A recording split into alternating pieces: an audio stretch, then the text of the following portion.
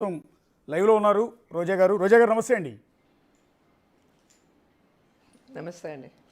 Yes, 2 సార్లు ఎమ్మెల్యేగా, ఒకసారి మంత్రిగా, ఎన్నో సినిమాల్లో యాక్ట్ చేసిన హీరోయిన్గా, ఒక విధంగా చెప్పాలంటే రోజా గారికి చాలా పెద్ద ట్రాక్ రికార్డు. ఒక సాధారణ కుటుంబం నుంచి, చిత్తూరు జిల్లా నుంచి వచ్చి సినిమా హీరోయిన్గా ఎదిగి, ఆ తర్వాత రాజకీయాల్లోకి వచ్చి మంత్రి కావటం.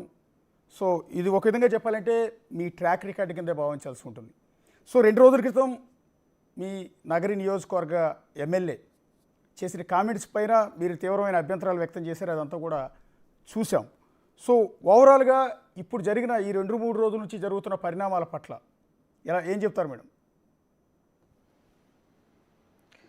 ఈరోజు తెలుగుదేశం పార్టీ నాయకులు చంద్రబాబు నాయుడు నుంచి భానుప్రకాష్ వరకు ప్రజలకు ఇచ్చిన హామీలు నెరవేర్చలేక, ప్రజల్లోకి వెళ్ళలేక డైవర్షన్ పాలిటిక్స్ కోసం ఒకటి తప్పుడు కేసులు పెట్టడం, జైళ్ళకు పంపించడం, లేదంటే ఈ విధంగా క్యారెక్టర్ మీద నిందలు వేయటం. సో డైవర్షన్ పాలిటిక్స్లో భాగంగా ఈరోజు భానుప్రకాష్ ఎంత సిగ్గు లేకుండా, ఒక మహిళని చూడకుండా, ఒక డైరెక్టర్ వైఫ్ అని చూడకుండా, ఒక హీరోయిన్ అని చూడకుండా, ఒక ఎక్స్ మినిస్టర్ అని చూడకుండా ఎంత చీప్గా మాట్లాడాడు అంటే అతని క్యారెక్టర్ ఏంటో ఒకసారి అందరూ అర్థం చేసుకోవాలి.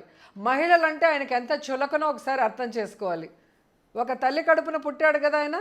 మరి తల్లి కడుపున పుట్టినవాడు తనకు ఒక తల్లి, చెల్లి, భార్య ఉన్నప్పుడు అలాగే కదా ఇంకో మహిళ కూడా.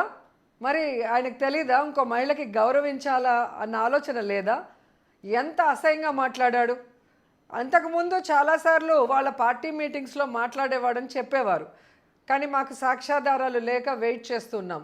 మొన్న నగిరి నడిబొడ్డులో వాళ్ళ నాన్న స్టాచ్యూని ఇనాగరేట్ చేస్తూ టవర్ క్లాక్ పైకి ఎక్కి అతను మాట్లాడిన మాటలు మీరు విన్నారు.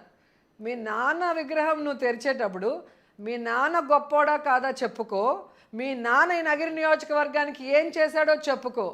అవి ఏమీ లేవు కాబట్టి ఈరోజు నా మీద పడి ఆడవటం తప్ప మరొకటి కాదు. అసలు నా టాపిక్ అక్కడ రావాల్సిన అవసరం ఏంటి? మార్కెట్లో విన్నాను అంటారు. ఏ మార్కెట్లో విన్నావు? ఆ మార్కెట్లో నువ్వు ఉన్నావా? ఎవరున్నారు ఆ మార్కెట్లో? నువ్వు మాట్లాడిన మాటలు ఏ బేసిస్తో నువ్వు మాట్లాడతావు? ఒక ఎమ్మెల్యే అయిన తర్వాత ఒక డిగ్నిటీ ఉండాలి.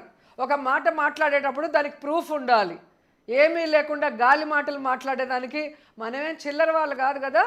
మరి ఎమ్మెల్యే అయ్యాక కూడా ఇంకా గాలి మాటలు మాట్లాడుకుంటూ చిల్లర చేష్టలు చేస్తూ ఉంటే చూస్తూ ఊరుకుంటారా?